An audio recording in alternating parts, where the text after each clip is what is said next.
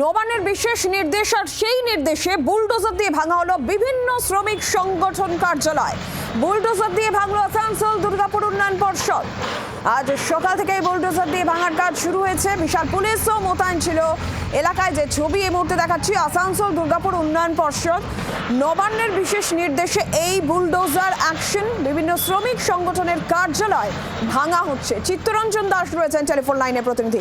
চিত্তরঞ্জন, দেখো, এর আগেও বিজেপি সরকার আসার পর থেকে বিভিন্ন জায়গায় দুর্গাপুর শিল্পাঞ্চলে বিভিন্ন জায়গায় তৃণমূলের পার্টি অফিস ভাঙা হয়েছে, ইউনিয়ন অফিস ভাঙা হয়েছে। আজ সকাল থেকে কিন্তু দুর্গাপুরে বেসরকারি কারখানার সামনে তৃণমূলের পার্টি এবং তৃণমূলের ইউনিয়ন অফিস, কংগ্রেসের ইউনিয়ন অফিস এবং সিপিএম এর ইউনিয়ন অফিস ভাঙা হয় এবং তার সাথে একটি ক্লাবকেও ভাঙা হয়, যে ক্লাবটি তৃণমূল পরিচালিত বলে বিজেপির পক্ষ থেকে দাবি করা। এবং সেখানে প্রথমে তারা বেশ কিছু কর্মী তারা তাদের পার্টি অফিস ভাঙতে বাধা দেয় এবং তারা বলে যে এই পার্টি অফিস এটি ক্লাব, এটি ভাঙা যাবে না।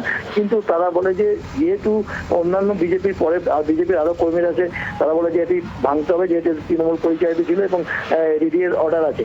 কিন্তু এইবার দুই পক্ষের মধ্যে যখন বোঝা যাচ্ছে। ধন্যবাদ চিত্তরঞ্জন।